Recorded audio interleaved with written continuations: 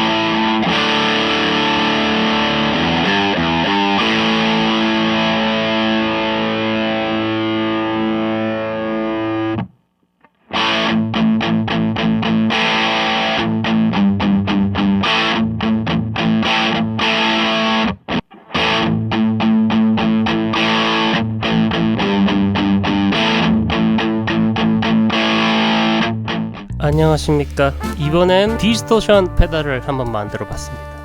아직 이름은 못 지었습니다. 이 페달은요, 마샬에서 1988년도에 출시한 거브너 디스토션 페달 기반입니다. 거브너라는 페달도 디스토션 역사에서 빼놓을 수 없는 페달인데요. 일단 마샬이 JCM800이라는 앰프의 사운드를 페달로 한번 담아보자 해서 나온 건데요. 많은 프로 뮤지션들이 사용을 했고요. 지금까지도 페달 회사에서 거브너라는 페달을 기반으로 제작해서 출시를 하고 있습니다. 최근에 리이슈돼서 나온 마샬의 드라이브 마스터와 슈레드 마스터도 거브너 기반이라고 볼 수 있습니다. 제 페달을 조금 설명드려보자면요, 거브너가 5가지 가변 저항이 달려있어요. 볼륨, 게인, 3밴드 EQ. 저는 이 톤노브 3밴드 EQ를 그냥 하나로 묶어버렸습니다. 하이컷만 할 수 있게 묶어버렸고요. 그리고 제가 이 잭을 잘못 뚫어가지고 지금 여기는 빈 공간인데 뚫은 김에 이쪽에 놨거든요. 이어 스위치가 뭐냐면 클리핑 다이오드를 고를 수 있는 스위치예요. 위쪽으로 하면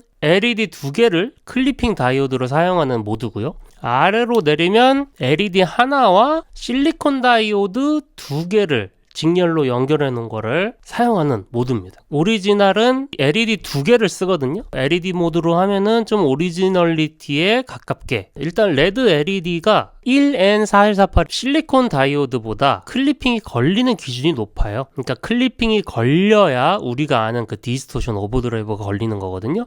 근데 볼륨이 적당히 커지지 않으면 클리핑이 안 걸리는 거예요. 그래서 LED 2개를 쓰다가 하나만 실리콘 다이오드로 바꾸면 출력이 확 내려갑니다. 그래서 일부러 실리콘 다이오드를 직렬로 연결해서 클리핑이 생성되는 전압이 2배가 되거든요. 그래서 어느 정도 볼륨을 좀 맞췄어요. 그래도 LED 두 개 쓸 때보다는 약간 작은데 그 정도는 올려서 맞추면 되니까 이렇게 설계를 했고요. 아니, 클리핑 다이오드가 이 디스토션의 핵심적인 역할을 하기 때문에 바꾼 게 소리가 많이 다릅니다. LED 두 개를 쓸 때는 엄청 개방적인 사운드, 시원시원한 사운드, 한쪽을 실리콘 다이오드로 바꾸면 이 실리콘 다이오드가 약간 콤콤한, 나쁘게 얘기하면 좀 답답하고 좋게 얘기하면 좀 꽉 찬 그런 느낌을 주는데, 그렇기 때문에 솔로 할 때 조금 더 좋은 것 같아요. 코드를 잡을 때는 톤이 너무 무거워지면 이렇게 서로 부딪히고 막 너무 별로잖아요. 이제 백킹, 락 백킹 같은 거 할 때는 시원시원하게 나와줘야 되는데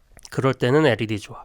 실리콘으로 바꾸면 솔로 할 때 쓰시면 좋지 않을까 싶습니다. 큰 차이점, 지금 보면 풋스위치가 두 개잖아요. 여기 안에다가 부스터 페달을 하나 넣어놨어요.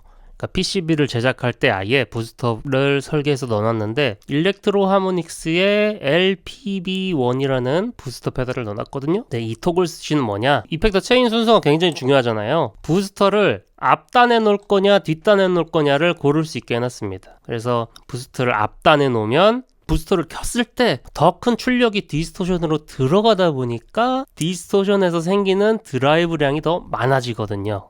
그렇게 되면 어떻게 좋을까요? 솔로 할 때 좋겠죠? 렛 TS 조합 같은 데에서도 TS를 앞단에 넣어줌으로써 이게 더 꽉 차고 개인이 쭉쭉 뻗어나가게 만들잖아요. 그거를 의도한 거고요. 뒷단에 놓게 스위치를 옮겨주면 볼륨 부스터가 됩니다. 그래서 볼륨이 확 떠요. 그래서 결과적으로 이 검정색과 노란색은 디스토션 노브고요. 이 흰색이 부스터 노브거든요. 그래서 어느 정도 값을 조정해 놓고 부스터를 온, 오프 할 수 있게 이렇게 설계를 했습니다. 재밌죠? 디스토션 가보자! 저항부터 하다 보니 여기까지 했습니다. 테스트 해보자고.